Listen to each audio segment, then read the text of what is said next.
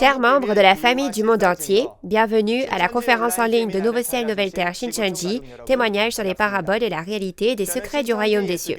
Je suis Jae-hoon Kim de la tribu d'André de Nouveau Ciel, Nouvelle Terre Shincheonji, Église de Jésus.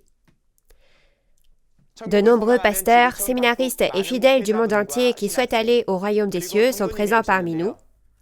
Au cours de la conférence d'aujourd'hui, nous parlerons de l'évangile du royaume des cieux caché en parabole dans la Bible.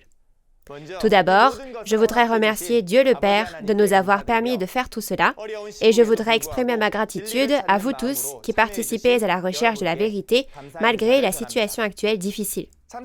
J'espère que tous ceux qui sont présents seront remplis de la grâce de Dieu et nous commencerons la conférence après avoir prié Dieu le Père avec le même cœur. Dieu notre Père, envers qui nous sommes sincèrement reconnaissants, aujourd'hui, accordez la vie et la vérité à tous les hommes, et nous vous rendons grâce et gloire pour la grâce de permettre cette conférence en ligne intitulée « Témoignage sur les paraboles et la réalité des secrets du royaume des cieux » suite au témoignage sur la prophétie et l'accomplissement de l'Apocalypse pour les membres de la famille de la foi du monde entier qui attendent l'accomplissement de la parole de l'Apocalypse, la Nouvelle Alliance, la promesse de Dieu et de Jésus. Accordez à toute la famille de la foi qui participe à ce temps les yeux pour voir, les oreilles pour entendre et le cœur pour réaliser, afin qu'ils puissent réaliser le vrai sens de la Bible et ne pas se méprendre concernant la Bible, mais pour qu'ils puissent comprendre pleinement et réaliser la volonté de Dieu. Nous espérons sincèrement que vous nous ferez réaliser l'amour de Dieu à travers les précieuses paroles qui couleront de la bouche de l'instructeur qui témoignera en ce temps, et nous prions toutes ces paroles au nom de Jésus, notre Sauveur. Amen. Avant de commencer, nous tenons à vous informer que cette conférence en ligne se déroule dans le strict respect des règles de prévention sanitaire et de distanciation sociale. Chers auditeurs, connaissez-vous les secrets du royaume des cieux promis dans la Bible? Dans Matthieu 13, il est dit que les secrets du royaume des cieux sont cachés en paraboles. Il est dit que les semences, les champs, les arbres et les oiseaux que nous voyons souvent autour de nous sont étroitement liés au royaume des cieux. J'espère que vous écouterez attentivement l'évangile du royaume des cieux avec un cœur qui espère aller au royaume des cieux. Et nous allons accueillir Jae-in Lee, un instructeur de la tribu d'André, qui va donner cours sur le thème de la conférence d'aujourd'hui, leçon numéro 4, la semence, le champ, l'arbre et l'oiseau en parabole. Veuillez l'applaudir chaleureusement. Bonjour à tous les pasteurs, séminaristes et fidèles du monde entier qui mènent leur vie de foi en espérant aller au royaume des cieux et avoir la vie éternelle. Bienvenue. Je suis Jae-in Lee, un instructeur du centre qui a appris la parole révélée de la part du chef de la tribu d'André, un des 12 chefs de tribu de Nouveau Ciel, Nouvelle Terre Shincheonji, et notre chef de tribu a appris du président Mani Lee. Même si nos dénominations et nos doctrines sont différentes les unes des autres, nous, les croyants, avons une foi basée sur la même parole de la Bible. Cependant, la raison pour laquelle nous ne pouvions pas la comprendre en la lisant est qu'elle était cachée en parabole et que les réalités accomplies n'étaient pas apparues. Lorsque les réalités de ces prophéties sont révélées, ce sont les réalités des paraboles. Vous pouvez donc voir et comprendre leur signification. Les paraboles des secrets du royaume des cieux ne doivent pas être prises au pied de la lettre, ni comprises en surface, mais il faut comprendre leur véritable signification. Aujourd'hui, la parole que nous allons méditer concernant le témoignage sur les paraboles et la réalité des secrets du royaume des cieux est la semence, le champ, l'arbre et l'oiseau en parabole. Dans le monde, afin de récolter des fruits, on sème d'abord la semence dans le champ, puis lorsqu'elles ont atteint leur pleine maturité, on récolte les cultures pour moissonner les fruits. Ainsi, Dieu a aussi fait l'agriculture céleste sur cette terre. Il a comparé cela au royaume des cieux. Alors, à travers le vocabulaire que nous apprendrons aujourd'hui, réalisons un à un les secrets du royaume des cieux cachés en parabole. Tout d'abord, résumons le vrai sens du vocabulaire que nous allons apprendre aujourd'hui. La semence est la parole de Dieu, le champ est le cœur de l'homme et le monde, et l'arbre est l'être intérieur né de nouveau de la semence de la parole, c'est-à-dire le pasteur, et l'oiseau est l'esprit. Je pense que les pasteurs connaissent déjà ces paroles. Mais même si vous savez ces choses, j'apprécierais que vous écoutiez encore une fois ce que je vais expliquer aujourd'hui. Pourquoi Dieu a-t-il mis ces significations spirituelles dans la semence, le champ, l'arbre et l'oiseau que nous pouvons voir tout autour de nous? Il faut les découvrir à travers la Bible, n'est-ce pas? Premièrement, je vous ai résumé que le vrai sens de la semence en parabole est la parole de Dieu. Si vous regardez le contenu de la Bible, il y a la semence physique qui est semée quand les hommes sont féconds et prospèrent ou quand les animaux et diverses plantes grandissent, mais il y a aussi la semence spirituelle et on ne peut réaliser le royaume des cieux que lorsqu'on connaît le vrai sens contenu dans la semence. Lisons le verset sur les paraboles de Matthieu 13, 24 à 30. Il leur proposa une autre parabole et il dit « Le royaume des cieux est semblable à un homme qui a semé une bonne semence dans son champ, mais pendant que les gens dormaient, son ennemi vint, sema de l'ivraie parmi le blé et s'en alla. Lorsque l'herbe eut poussé et donné du fruit, l'ivraie parut aussi. Les serviteurs du maître de la maison vinrent lui dire « Seigneur, n'as-tu pas semé une bonne semence dans ton champ? D'où vient donc qu'il y a de l'ivraie ?» Il leur répondit « C'est un ennemi qui a fait cela. » Et les serviteurs lui dirent « Veux-tu que nous allions l'arracher ?» « Non, dit-il, de peur qu'en arrachant l'ivraie, vous ne déraciniez en même temps le blé. Laissez croître ensemble l'un et l'autre jusqu'à la moisson, et à l'époque de la moisson, je dirai au moissonneur « Arrachez d'abord l'ivraie, et liez-la en gerbe pour la brûler, mais amassez le blé dans mon grenier. » Vous avez bien lu. Au verset 24, Jésus leur proposa une autre parabole, et il dit « Le royaume des cieux est semblable à un homme qui a semé une bonne semence dans son champ. » Le royaume des cieux est comparé à la façon dont les gens cultivent et travaillent la terre. L'important est que le royaume des cieux que nous, croyants, espérons, y est caché. À première vue, cela ressemble à l'histoire d'un agriculteur qui ensemence au printemps, fait pousser cette semence en été et la moissonne à l'automne. Et peu importe combien on se frotte les yeux et regarde, on n'y voit pas le royaume des cieux. Parce qu'il ne s'agit pas réellement de semences physiques qu'un agriculteur sème, mais de l'agriculture spirituelle en semant la semence spirituelle. Nous devons connaître donc le vrai sens caché dans les paraboles afin de réaliser le royaume des cieux que nous désirons. Alors, quel est le vrai sens caché dans cette semence dont Jésus a parlé? Dans Luc 8, 11, il est écrit que la semence est la parole de Dieu.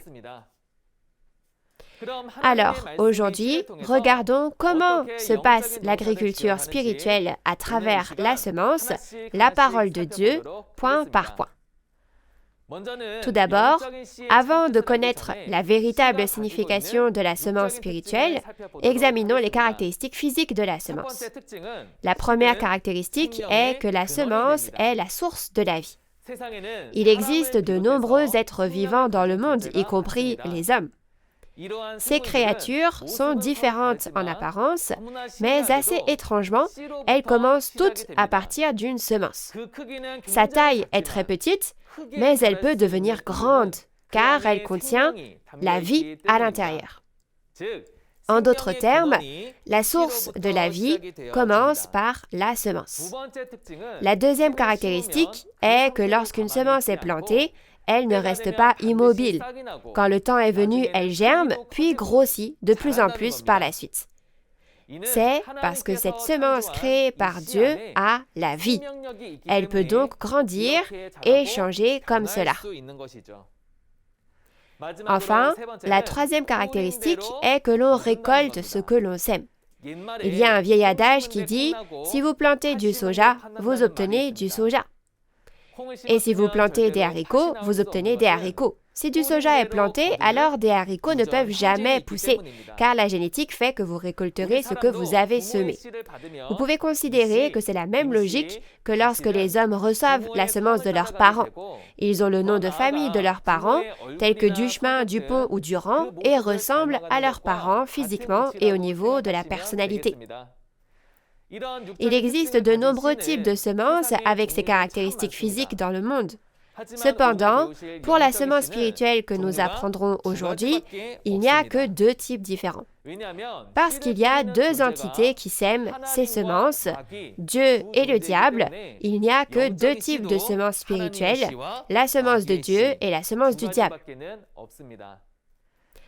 Compte tenu de ces caractéristiques physiques, essayons de comprendre le vrai sens de la semence en parabole. Marc 4, verset 13 dit « Si vous ne comprenez pas la parabole du semeur, comment donc comprendrez-vous toutes les paraboles ?» En d'autres termes, il y a beaucoup de mots en parabole dans la Bible, mais puisque la semence en parabole est la parabole la plus fondamentale, nous devrions commencer par la semence et examiner chaque signification une par une, n'est-ce pas? Au verset 14, le verset suivant, il est écrit que le semeur ne sème pas une vraie semence physique, mais la parole. Jésus a expliqué ici, à travers la logique de l'ensemencement, que tout comme l'agriculteur va au champ et sème la semence, le pasteur de Dieu sème la semence aussi lorsqu'il va dans le monde et prêche la parole de Dieu. Alors, quel est le vrai sens de la semence en parabole? La réponse a déjà été trouvée, n'est-ce pas? Lisons ensemble les paroles de Luc 8:11. Voici ce que signifie cette parabole. La semence, c'est la parole de Dieu. Dans Luc 8:11, il est écrit que la semence est la parole de Dieu. C'est très facile, n'est-ce pas? Alors, moi qui prêche la parole ici, je suis diligemment en train de semer aussi en vous la semence de la parole. Donc, pour résumer, la réalité de la semence en parabole est la parole de Dieu. Comme je l'ai déjà dit, il y a des dizaines de milliers de types de semences dans le monde, mais il y a seulement deux types de semences dans la Bible. C'est parce qu'il y a deux entités spirituelles, Dieu et le diable. Ainsi, nous pouvons savoir que la semence qui est semée est aussi soit la semence de Dieu, soit la semence du diable, c'est-à-dire soit la parole de Dieu, soit la parole du diable. Si vous regardez le contenu de 1 Jean 3, 9 à 10, il est écrit que les enfants de Dieu, qui sont nés de la semence de Dieu, ne pêchent pas. Et au verset 10, il est dit que les enfants du diable, qui n'appartiennent pas à Dieu, apparaîtront aussi dans le monde. Alors, quelle est exactement la semence de Dieu? Dans Jean 17, 17, il est dit que la parole du Père est la vérité. La vérité immuable. C'est la semence de Dieu. Alors, la semence du diable, ce n'est pas la parole de Dieu, mais le mensonge, c'est-à-dire la fausse vérité donnée par le diable. Alors pourquoi ces semences sont-elles importantes pour nous? Si vous lisez Jean 1:1, il est dit que cette parole est Dieu, et au verset 4, il est dit qu'il y a la vie dans la parole.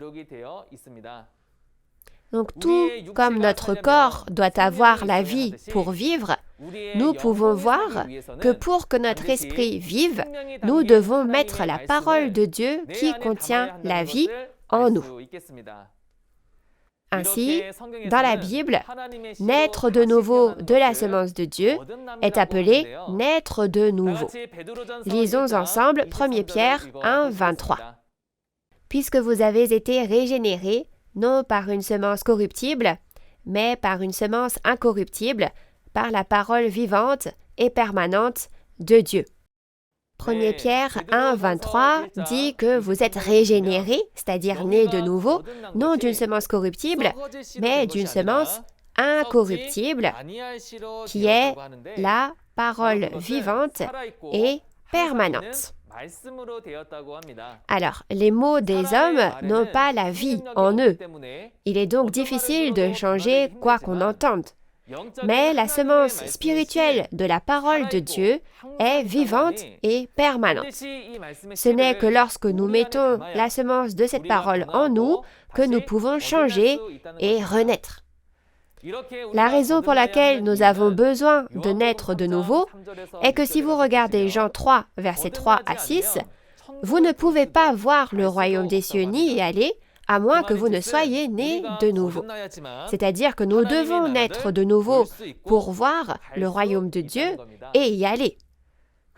Et puisque la semence de la parole de Dieu doit être en moi pour que je sois qualifié pour appeler Dieu Père et pour devenir une seule famille avec Dieu et vivre au royaume des cieux, un croyant qui espère le royaume des cieux et la vie éternelle doit absolument renaître de la semence de la parole de Dieu. Alors voyons ensuite ce que signifie réellement la deuxième parabole, celle du champ. Il a été dit que le vrai sens de la semence en parabole, que nous avons vu plus tôt, est la parole de Dieu. Alors la semence physique est semée dans le champ, mais où la semence spirituelle, la parole de Dieu, doit-elle être semée? Dans Luc 8, verset 15, il est dit que la bonne terre est un cœur honnête et bon. Le champ dans lequel la semence de la parole de Dieu est semée est donc le cœur de l'homme. Donc pour le dire simplement, nous devons écouter la parole de Dieu avec notre cœur et l'y garder, afin qu'elle puisse porter du fruit plus tard, n'est-ce pas?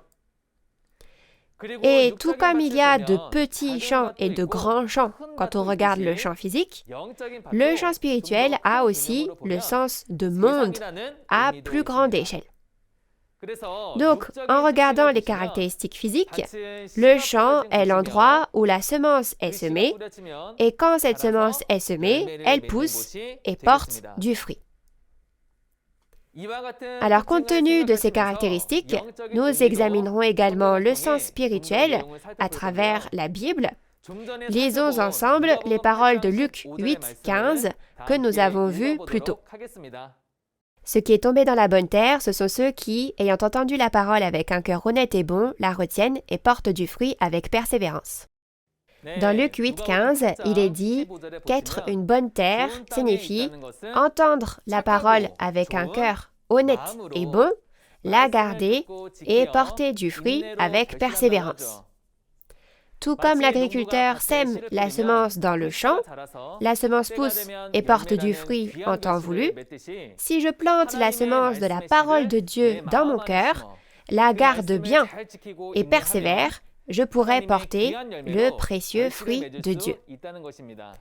Dans 1 Corinthiens 3, verset 9, l'apôtre Paul dit que vous êtes le champ de Dieu.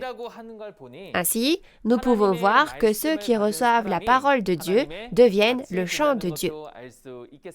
Par conséquent, le sens du champ spirituel est le cœur d'une personne qui contient la parole, qui est donc la semence de Dieu. Et le champ avait un autre sens. Dans Matthieu 13, verset 38, Jésus a dit que le champ est le monde. Alors, quel genre de monde est-ce vraiment? C'est le champ où Jésus a semé, c'est-à-dire l'Église de Jésus, la chrétienté, où la parole de Jésus est semée. Si la semence de la parole est semée dans une personne, c'est le cœur d'une personne. Mais si les hommes ainsi ensemencés sont rassemblés un par un, deux par deux, et deviennent un grand champ, c'est le monde de la chrétienté, n'est-ce pas? Alors en résumé, le champ, c'est le cœur de l'homme et le monde. Alors maintenant, puisque nous avons examiné la signification de la semence et du champ en parabole, prenons un moment pour réaliser le royaume des cieux à travers le contenu d'aujourd'hui. Dieu a prophétisé à travers le prophète Jérémie, il y a environ 2600 ans, que l'agriculture céleste aurait lieu sur la terre, et il l'a accompli en semant la semence à travers Jésus 600 ans plus tard. Lisons tous ensemble Jérémie 31, verset 27. Voici les jours viennent, dit l'Éternel, où j'ensemencerai la maison d'Israël et la maison de Juda d'une semence d'homme et d'une semence de bête. Vous avez bien lu.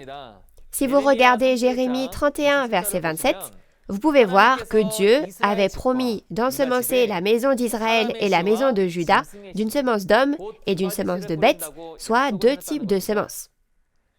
Alors, quand est-ce que toutes les prophéties de l'Ancien Testament seront accomplies? Au premier avènement de Jésus, 600 ans après cela, la semence d'homme et la semence de bête seront semées, donc cela s'accomplira. Si vous regardez l'explication de Jésus, Matthieu 13, 37 et ci-dessous, Jésus explique les paroles de la référence. Il est expliqué que celui qui sème la bonne semence est le Fils de l'homme, qui a semé la bonne semence dans son propre champ, c'est Jésus, et le sens de l'expression « Fils de l'homme » signifie qu'étant le Fils de l'homme, la bonne semence que Jésus a semée est la semence d'homme prophétisée à Jérémie. Et quand nous regardons le verset 38, où Jésus a semé cette bonne semence, nous voyons qu'il a semé dans son propre champ, appelé le monde, c'est-à-dire le champ de Jésus. Alors au final, son champ dans lequel Jésus a semé la bonne semence, c'est le monde de Jésus. Et la chrétienté, l'Église de Jésus, où se rassemblent les gens qui croient en Jésus, c'est le champ dans lequel la bonne semence est semée. Par conséquent, Jésus est venu prêcher la parole de vérité, la bonne semence, la semence de Dieu, dans l'Église de Jésus, la chrétienté. Mais le champ de Jésus n'a pas seulement été ensemencé avec la bonne semence. Pendant que les hommes dormaient, l'ennemi est venu et a semé de l'ivraie par-dessus. En réalité, même lorsque les mauvaises herbes l'ivraie sont complètement parvenues à maturité, elles ne contiennent pas de grains. Ainsi, bien que l'ivraie spirituelle puisse ressembler à de la bonne semence, n'est-elle pas fausse au final? Ainsi, nous pouvons voir que l'ivraie qui a été semée dans le champ de Jésus n'est pas la vérité, mais la fausse vérité. De cette façon, dans le champ de Jésus, Jésus a semé la bonne semence, la vérité, et l'ennemi a semé la fausse vérité, l'ivraie, par-dessus. Alors, si la bonne semence que Jésus a semée est la semence d'homme, l'ivraie semée par l'ennemi ne devient-elle pas la semence de bête? En regardant qui était dans la position de l'ennemi de Jésus en ce temps-là, les chefs religieux de l'époque qui ont persécuté et pointé du doigt Jésus étaient les scribes et les pharisiens. Dans Matthieu 23, verset 33, Jésus leur dit « Serpents, race de vipères » et il compare les scribes et les pharisiens à des bêtes. Donc, au final, leurs paroles deviennent la semence de bêtes.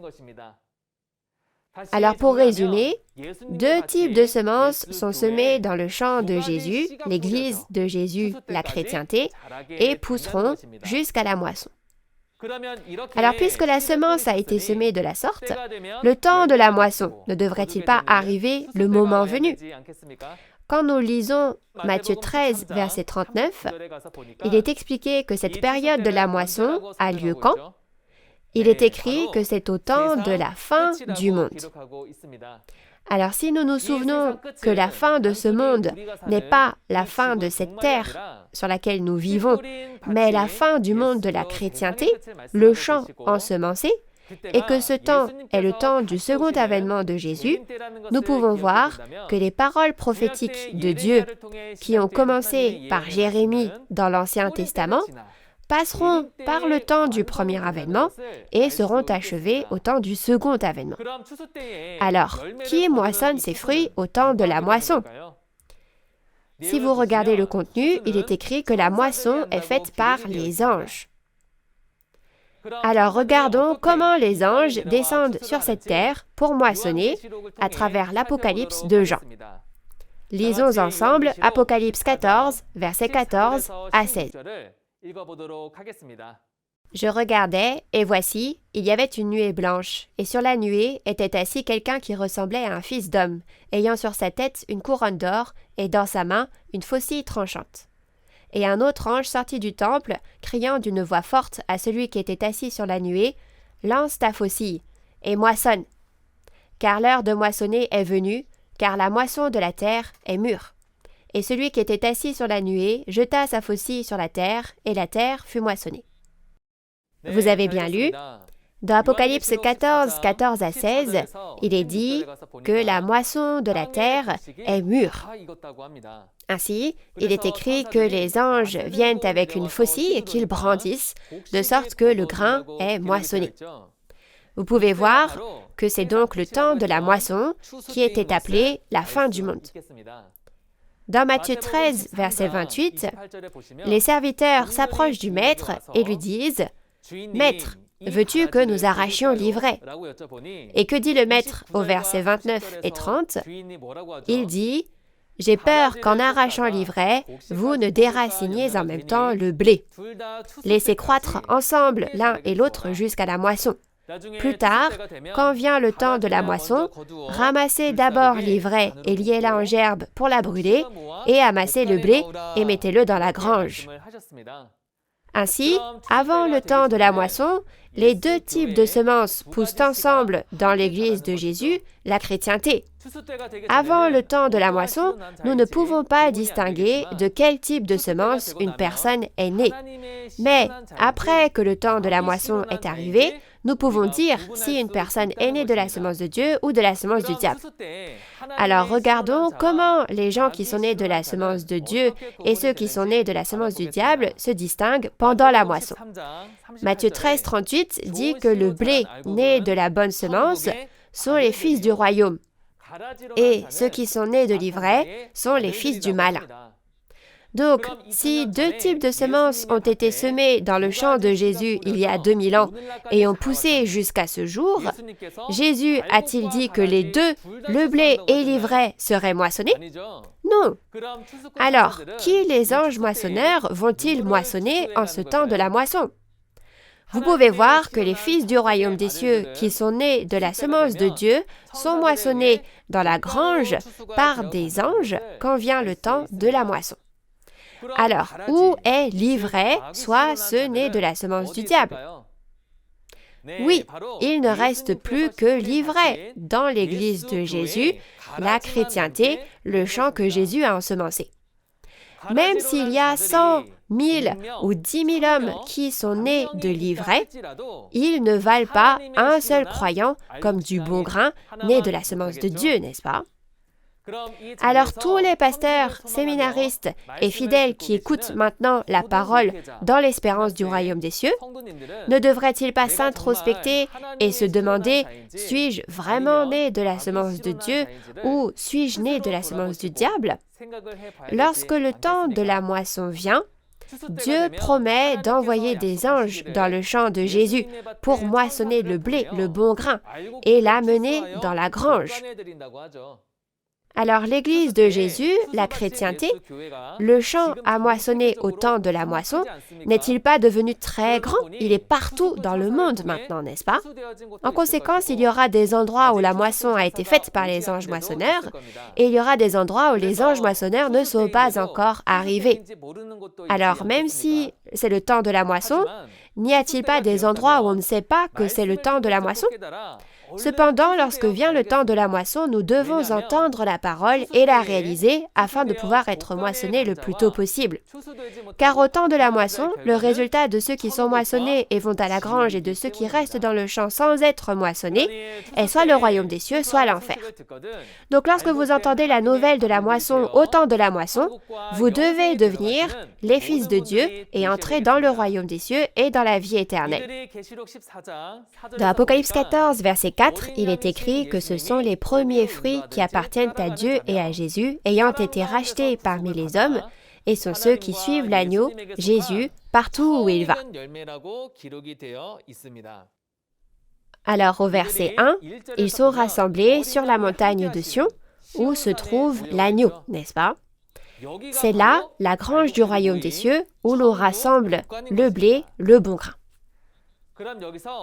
Ensuite, je vais vous donner la conclusion concernant l'agriculture céleste. Selon la promesse de l'Ancien Testament dans Jérémie 31, verset 27, il est prophétisé que 2 types de semences seront semées dans un seul champ. Cette parole s'accomplit 600 ans plus tard au premier avènement de Jésus. 2 types de semences ont été semées dans l'Église de Jésus. La bonne semence, la parole de vérité, a été semée par Jésus, et la fausse vérité, comme l'ivraie, a été semée par les pharisiens, de sorte que ces 2 types de semences ont poussé jusqu'à ce jour. Alors, 2 types de semences sont toujours semées dans l'Église de Jésus, la chrétienté, soit le champ dans lequel Jésus a semé. Il doit donc y avoir ceux nés de la semence de Dieu et ceux nés de la semence du diable. Quand a-t-on dit que l'on pouvait les distinguer? Oui, au temps de la moisson où Jésus revient. Si le temps de la moisson est venu, mais que l'on demeure dans l'Église de Jésus, la chrétienté, le champ de Jésus, n'est-ce pas la preuve que l'on est né de la semence du diable? Alors laissez-moi vous poser à nouveau une autre question. Les pasteurs, les séminaristes et les fidèles qui écoutent ces paroles, avez-vous été moissonnés? Ou êtes-vous restés dans son champ? J'espère que nous ne dirons pas simplement avec notre bouche « Seigneur, Seigneur », mais que nous renaîtrons vite de la semence de Dieu, que nous serons moissonnés et que nous deviendrons les précieux enfants de Dieu qui peuvent entrer dans le royaume des cieux. Alors, jetons donc un œil au 3e point, l'arbre en parabole. Si vous regardez dans la Bible, il y a un arbre qui est très commun en Israël, c'est la vigne. Les Israélites cueillaient les raisins de la vigne, en faisaient du vin et le buvaient. Mais dans Jean 15, verset 1, Jésus a dit qu'il est le vrai plant de vigne, le vrai cep. Alors, comment une personne peut-elle devenir un arbre? Cela ne signifie pas un arbre physique, mais un arbre spirituel, et Jésus est comparé à une vigne. Alors, tout comme la semence devient un arbre lorsqu'elle pousse, lorsqu'une personne grandit à travers la semence de la parole de Dieu, son cœur se transforme à l'image et à la ressemblance de Dieu. Par conséquent, l'arbre est l'être intérieur né de nouveau de la semence de la parole, c'est-à-dire le pasteur. Tout d'abord, lisons le verset sur les paraboles de Matthieu 13, 31 à 32 en ce qui concerne l'arbre. Il leur proposa une autre parabole et il dit « Le royaume des cieux est semblable à un grain de sénévé qu'un homme a pris et semé dans son champ. C'est la plus petite de toutes les semences, mais quand il a poussé, il est plus grand que les légumes et devient un arbre, de sorte que les oiseaux du ciel viennent habiter dans ses branches. » Vous avez bien lu. Comme mentionné précédemment, la semence est la parole de Dieu. Nous avons appris que la semence de la parole est semée dans le champ du cœur d'une personne. Mais en regardant les paroles de Matthieu 13, 31 à 32, le royaume des cieux est semblable à une semence qui grandit et devient un arbre. Après cela, il est dit que les oiseaux du ciel viennent y faire leur nid. Vous voyez cela comme le royaume des cieux, vous? Pour bien comprendre, bien réaliser, il faut aussi connaître la signification spirituelle de l'arbre et de l'oiseau. Tout d'abord, si l'on regarde les caractéristiques physiques, un arbre est fait d'une semence qui a grandi. Alors sans semence, un arbre ne peut pas pousser, n'est-ce pas? Et quand il a fini de grandir, un oiseau peut se percher dessus. Et si vous regardez bien, un arbre a des branches et des feuilles aussi, et lorsqu'il a atteint sa pleine maturité, il porte des fruits. C'est le principe naturel de la nature physique. Compte tenu de ces caractéristiques, voyons ce que signifie l'arbre spirituel. Dans Ésaïe chapitre 5, verset 7, Dieu a comparé le peuple d'Israël à un vignoble planté de vignes et le peuple de Juda à des plantes, des arbres. Et dans Jérémie 5, verset 14, il est écrit que mes paroles deviendront du feu et ce peuple du bois, des arbres. Ainsi, vous pouvez considérer les hommes comme des arbres. Mais tout le monde ne devient pas un arbre, n'est-ce pas? Tout comme un arbre ne devient un arbre que lorsqu'il y a une semence, l'homme intérieur qui grandit avec la semence de la parole de Dieu et qui naît de nouveau est un arbre. En résumé, l'arbre est l'être intérieur qui est né de nouveau de la semence de la parole, c'est-à-dire le pasteur. Mais quand vous regardez un arbre, n'a-t-il pas des branches, des feuilles et des fruits aussi? Premièrement, si nous regardons la branche physique, la branche est toujours attachée à l'arbre. Si Jésus était un arbre, alors qui étaient les branches qui étaient toujours attachées à Jésus? C'étaient les 12 disciples de Jésus qui étaient toujours avec lui partout où il allait. Ainsi, la branche est le disciple qui est avec le pasteur. Et dans Jean 15, verset 1, il y a environ 2000 ans, Jésus a dit que Dieu le Père est le vigneron et qu'il est le vrai cep. Et au verset 5, Jésus a comparé les 12 disciples à des sarments, c'est-à-dire des branches. Donc, vous pouvez voir que Jésus avait 12 branches. Ainsi, le vrai sens de la branche spirituelle est le disciple.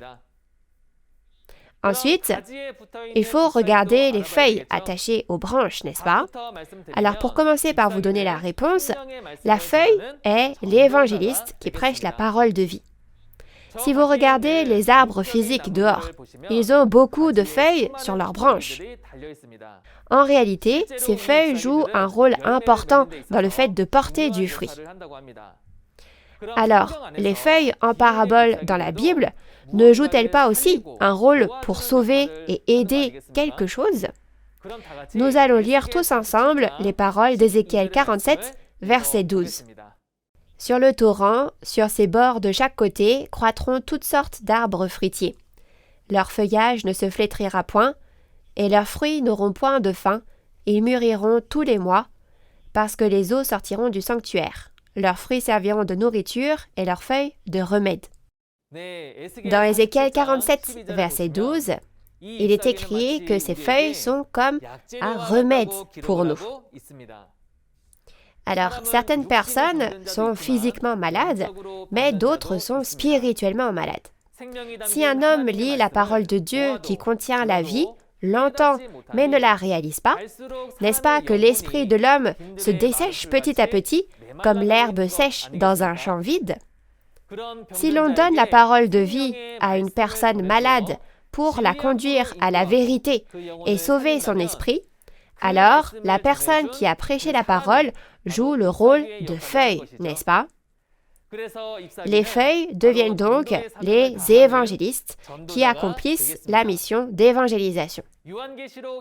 Dans Apocalypse 22, verset 2, il est dit que l'arbre de vie pousse sur les deux bords du fleuve et que les feuilles de l'arbre de vie guérissent toutes les nations.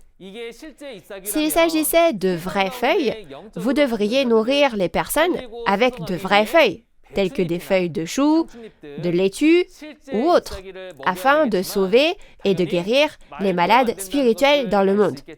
Mais bien évidemment, vous pouvez voir que cela n'a aucun sens, n'est-ce pas?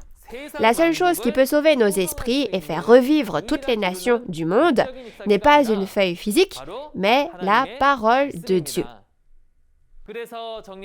Donc, en résumé, les feuilles sont les évangélistes qui prêchent la parole. Alors, si l'arbre est une personne, si la branche est une personne, et que la feuille est une personne, quel genre de fruit portera-t-on? Ce sera un fidèle porté grâce à la parole. Alors, quel genre de personne devient-on? Dans Jacques 1, verset 18, il est écrit que nous sommes engendrés avec la parole de vérité, afin que nous soyons comme les premiers fruits. C'est pourquoi les fidèles qui sont nés de la parole deviennent les précieux fruits de Dieu. De plus, le fruit a une autre signification.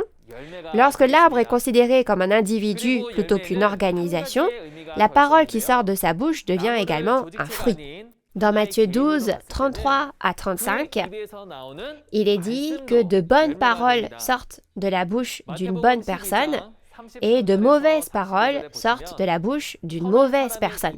Et qu'ainsi, on peut savoir si l'arbre est bon ou mauvais à travers son fruit. Alors, puisque la parole qui sort de la bouche d'une personne est aussi un fruit, lorsque la parole de vérité qui sauve l'esprit de l'homme est prêchée, cette parole devient le fruit de l'arbre de vie. Mais au contraire, lorsque la fausse vérité qui tue l'esprit de l'homme est prêchée, cela devient le fruit de l'arbre du bien et du mal. Pour résumer, le fruit représentera donc la parole ou le fidèle né de la parole. Alors, si vous, qui écoutez cette parole maintenant, mettez chaque parole dans votre cœur et qu'en étant dans cette parole, vous réalisez, alors vous devenez la réalité des premiers fruits mûrs qui sont si beaux aux yeux de Dieu.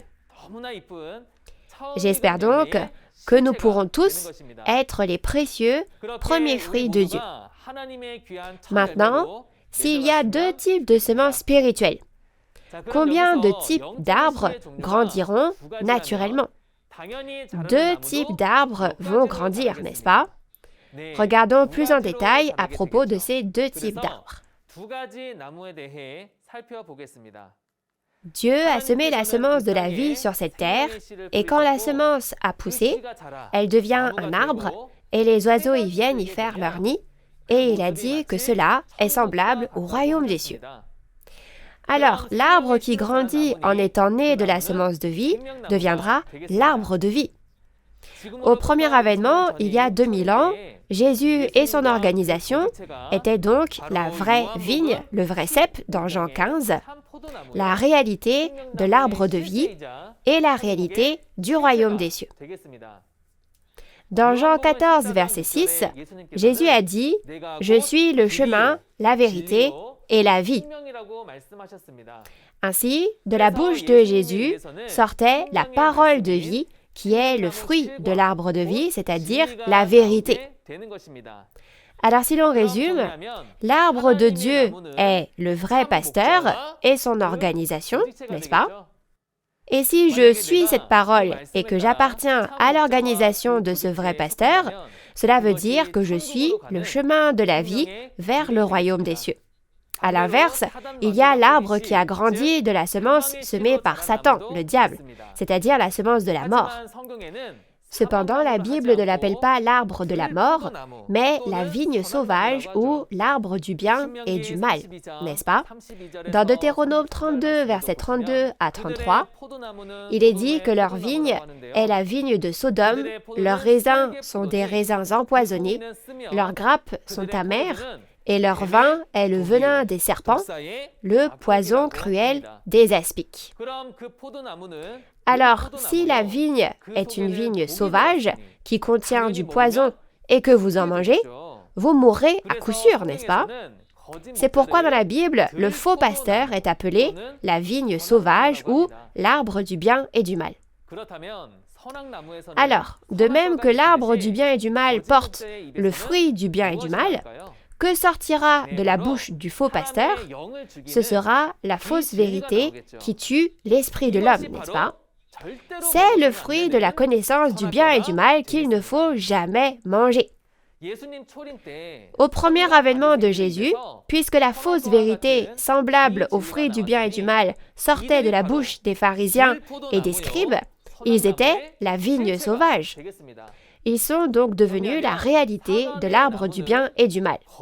Donc pour résumer, l'arbre de Satan, c'est le faux pasteur et son organisation. Pour finir, voyons ce qu'est l'oiseau en parabole. Dans Genèse 8, Noé est monté dans l'arche pour éviter le jugement du déluge que Dieu a envoyé.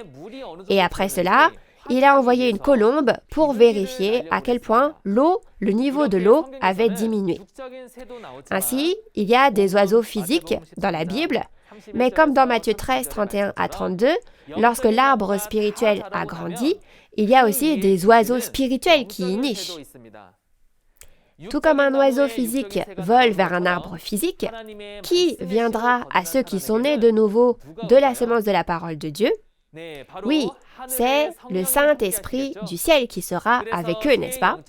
Donc la signification spirituelle de l'oiseau, c'est l'esprit.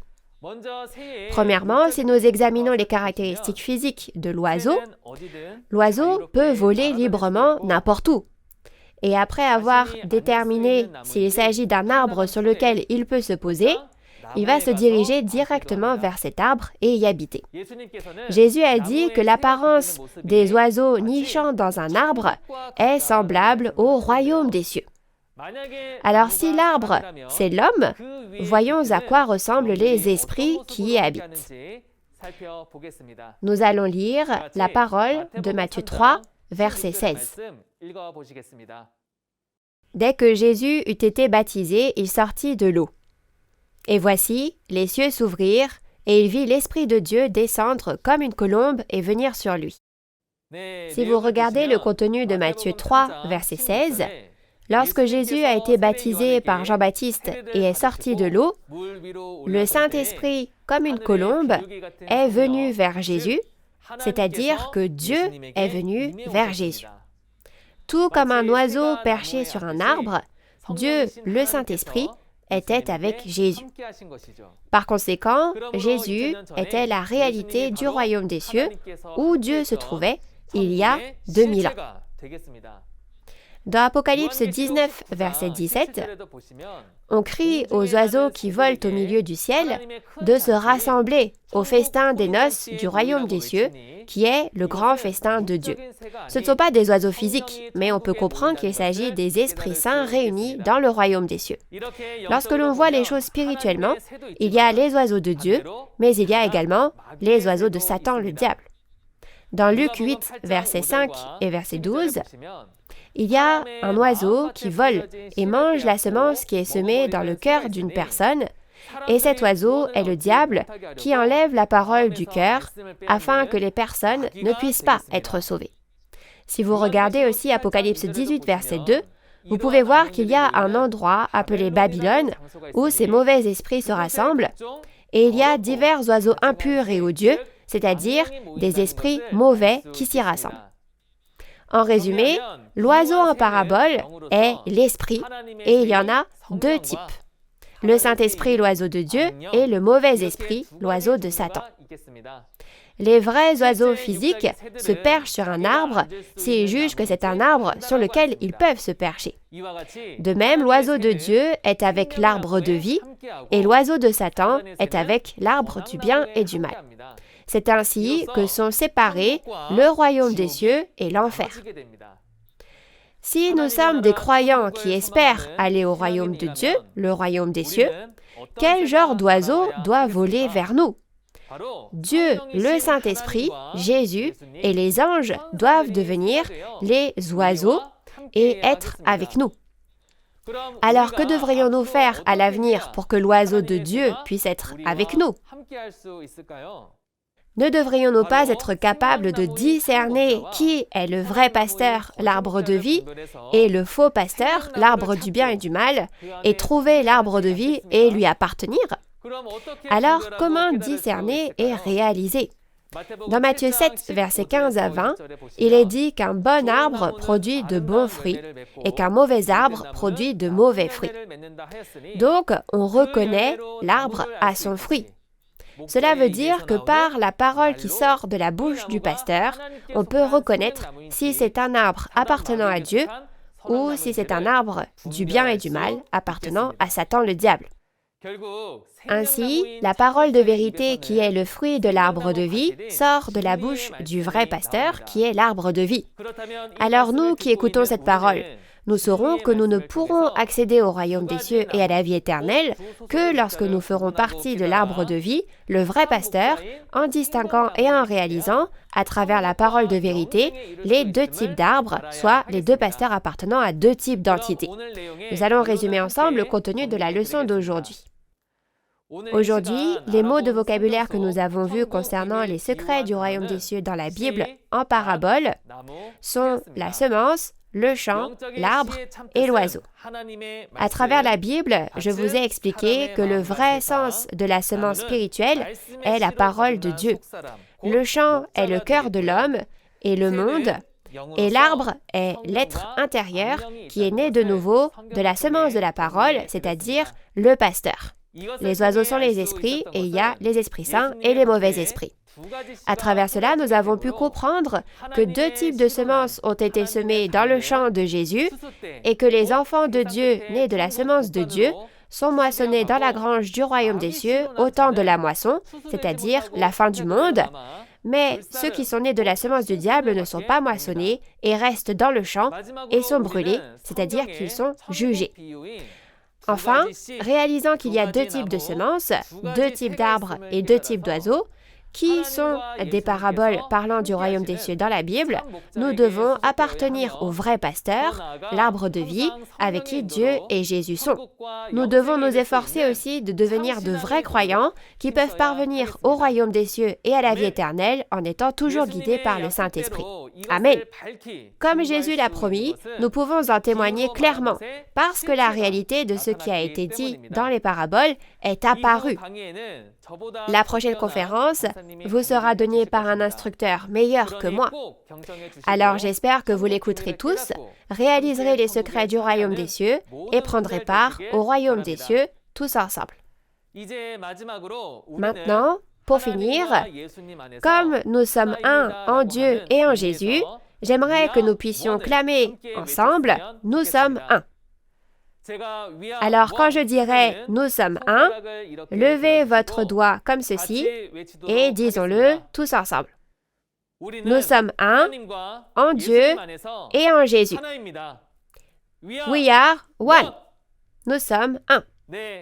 Merci. Nous allons prier Dieu tous ensemble. Dieu notre Père qui est saint et qui est la source de la vie et des bénédictions. Nous vous remercions du fond du cœur de nous avoir permis de vivre au temps de la moisson où la parole révélée est témoignée et d'être venus à Dieu, d'entendre et de réaliser la précieuse parole de vie. Je crois que Dieu nous accordera la bénédiction de la vie éternelle sans mort parce que Dieu a créé les 12 tribus de Nouveau Ciel, Nouvelle Terre, Shincheonji, le royaume de Dieu, sur cette terre, comme accompli dans le ciel, aujourd'hui, et Dieu, Jésus et le pasteur promis, le président, qui a été choisi et envoyé, aujourd'hui, sont avec nous. Les pasteurs séminaristes et précieux fidèles du monde entier qui sont ici avec nous ont erré dans le monde avec un esprit assoiffé pour trouver la vraie vérité. Maintenant, nous avons trouvé la précieuse parole qui témoigne des paraboles des secrets du royaume des cieux cachés dans la Bible et leur réalité. Veuillez protéger nos esprits afin que nous puissions profiter de la vraie paix intérieure en demeurant dans l'amour de Dieu. S'il vous plaît, œuvrez pour que nous puissions devenir un dans la parole avec Dieu et Jésus, au lieu de suivre des chemins séparés avec différentes religions et différentes doctrines. À l'avenir, lorsque nous apprendrons les paraboles des secrets du royaume des cieux et les paroles de la réalité, aidez-nous afin que nous puissions tous naître de la semence de Dieu, être moissonnés et devenir la réalité des croyants comme du bon grain dans la grange du royaume des cieux. Nous souhaitons sincèrement que vous nous accordiez une grâce et un amour illimités et nous avons sincèrement cru et prié toutes ces paroles au nom de Jésus qui est notre vie. Amen. Merci d'avoir écouté jusqu'au bout.